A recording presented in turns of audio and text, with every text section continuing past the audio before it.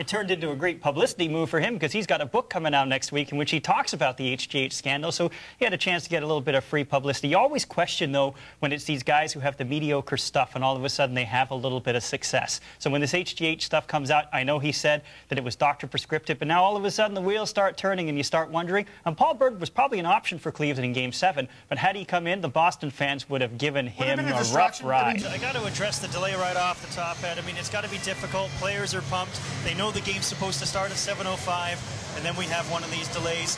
What do you think the mood is like in the dressing room for both teams right now? Well, I think in the Ice Dogs end of the rink, they're certainly trying to focus in on what they did wrong in Oshawa and come out and do the opposite, because there was a little bit of a breakdown. And, you know, sometimes these delays have effect. I don't think it'll have a huge effect tonight.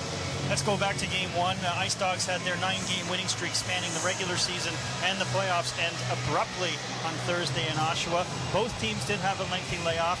Do you think the Ice Dogs may be a little bit overconfident coming into the series and the Generals caught them napping a little bit? Thank you very much, Al. And I suppose that the glass half-empty Ice Dogs fan will be unhappy at coughing up a 2-goal lead in the third period, but the glass half-full Ice Dogs fan will be thrilled with the storybook finish with Michael Swift getting his 100th point. Paul Maurice said some pretty brave things before the season. He said not only playoffs, his team was going to be a contending team. So right now, I got to believe that Paul Maurice has got to be accountable, because when you have a lead after 2 periods, you have to bring that lead home, and the Leafs simply aren't doing it. And whether it's dumb penalties or whatever, it all starts with the coach, and I think the coach got a free ride last year and he did a good job, but this year, though, he put the pressure on the team, he put the pressure on himself. Thank you very much, Al, and I guess for Ice Dog fans, don't panic just because Luca Caputi and Alex Pietrangelo are out of the lineup, just resting some minor injuries in preparation for the playoffs. In preparation for the playoffs, the Ice Dogs in their last 3 games, they faced the top 3 teams in the conference. I mean, they faced the Brampton Battalion, the Oshawa Generals, and tonight the Belleville Bulls, and so far they're 2-0. Thank you very much, Sean. Clearly the hottest ticket in town right here in St. Catharines. Game 4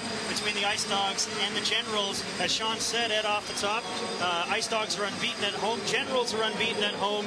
Is this a case in which the first team to win on the road is likely going to win the series? Well, you know, it's hard to figure out what the theory is, and it's anybody's game tonight. As we know, we've seen so many different tempos with the first 3 games played so far. Huge factor, we've talked about it, Alex Pietrangelo for the Niagara Ice Dogs, but you have to keep in mind their defensemen have been very, very strong all year in Matt Krenti, Josh Day, Matthew Mione, Drew Schisto. I think they're going to be okay. Certainly a huge, huge hole to fill, but they have to step up and play every single shift. It is the one thing that we can say is the Ice Dogs do have a lot of depth at defense. Scott Fletcher returning to the lineup.